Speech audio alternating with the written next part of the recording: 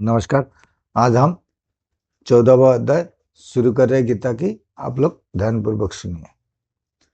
कर्म को अत्यंत सुगमता पूर्वक वर्तन करने के लिए जहाँ कर्म आदि को ही कर्ता बना दिया जाता है उसको कर्म कृत्यो पूर्वक कहते हैं। जैसे कोई लकड़ी को चीर रहा है तो इस कर्म को सुगम बताने के लिए लकड़ी चीरी जा रही है ऐसा प्रयोग किया जाता है। ऐसे ही वहाँ बाजे बजाए गए ऐसा प्रयोग होना चाहिए, परंतु बाजे बजाने में सुगमता बताने के लिए सेना का उत्साह दिखाने के लिए बाजे बाज उठे ऐसा प्रयोग किया गया है। व्याख्या।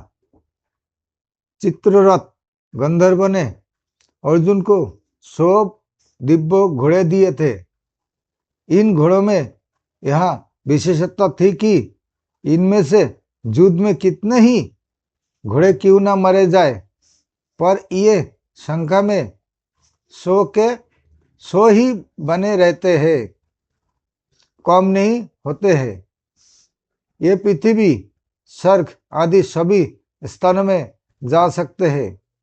इन्हीं 100 घोड़ों में से सुंदर और सुशिक्षित 4 सफेद घोड़े अर्जुन के रथ में जुते हुए थे।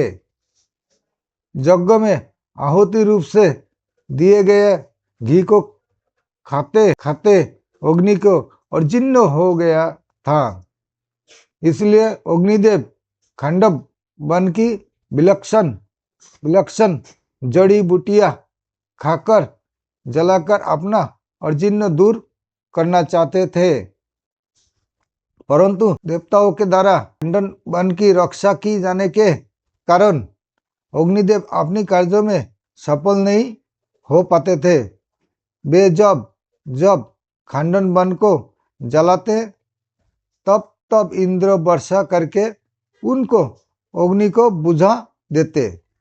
अंत में अर्जुन की सहायता से अग्नि ने उस पूरे वन को जलाकर अपना अर्जुन दूर किया और प्रसन्न होकर अर्जुन को यह बहुत बड़ा रथ दिया। 9 बैलगाड़ियों में जितने अस्त्र शस्त्र आ सकते हैं उतने अस्त्र शस्त्र इस रथ में पड़े रहते थे। यह सोने से मढ़ा हुआ और तेजोमय था। इसके पहिए बड़े ही दृढ़ एवं विशाल थे। इसकी ध्वजा बिजली के समान चमकती थी। यह ध्वजा 1 योजन 4 कोस एक फहराया करती थी। इतनी लंबी होने पर भी इसमें ना तो बोझ था, ना यह कहीं रुकती थी और ना कहीं वृक्ष आदि में अटकती ही थी। इस ध्वजा पर हनुमान जी विराजमान थे। कहने का तात्पर्य है कि उस सुंदर और तेजोमय रथ पर साक्षात भगवान श्री कृष्ण और उनके प्यारे भक्त अर्जुन के विराजमान होने से उस रथ की शोभा और तेज बहुत ज्यादा बढ़ गया था। माधव पांडवच्चा माँ नाम लक्ष्मी का है और धब नाम पति का है। अंत माधव नाम लक्ष्मीपति का है। यह पांडव नाम अर्जुन का है, क्योंकि अर्जुन सभी पांडवों में मुख्य है। पांडवाना धनंजय अर्जुन नर के और श्री कृष्ण नारायण के अवतार थे। महाभारत में प्रत्येक पर्व के आरंभ में नर अर्जुन और नारायण भगवान श्री कृष्ण को नमस्कार किया गया है।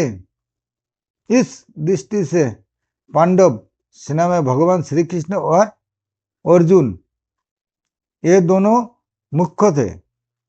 संजय ने भी गीता के अंत में कहा है कि जहाँ जोगेश्वर भगवान श्री कृष्ण और गांडीव धनुषधारी अर्जुन रहेंगे, वहीं पर श्री विजय विभूति और अटल नीति रहेगी। भगवान श्री कृष्ण और अर्जुन के हाथों में जो शंख थे वे तेजोमय और अलौकिक थे। उन शंखों को उन्होंने बड़े जोर से बजाया। यह शंका हो सकती है कि कौरव पक्ष में मुख्य सेनापति पितामह भीष्म है, इसलिए उनका सबसे पहले शंख बजाना ठीक ही है। परंतु पांडव सेना में मुख्य सेनापति धृतराष्ट्र है।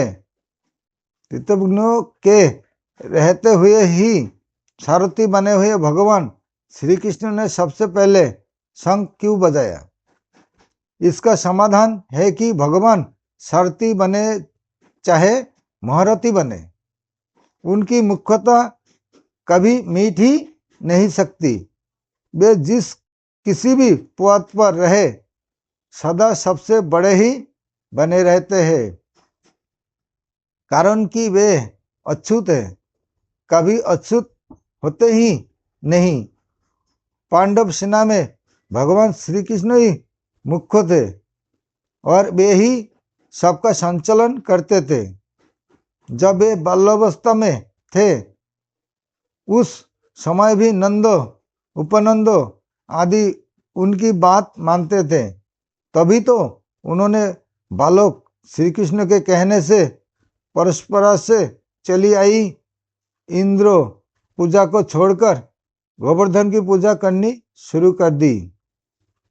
तात्पर्य है कि भगवान जिस किसी अवस्था में, जिस किसी स्थान पर और जहाँ कहीं भी रहते हैं वह वे मुख्य ही रहते हैं।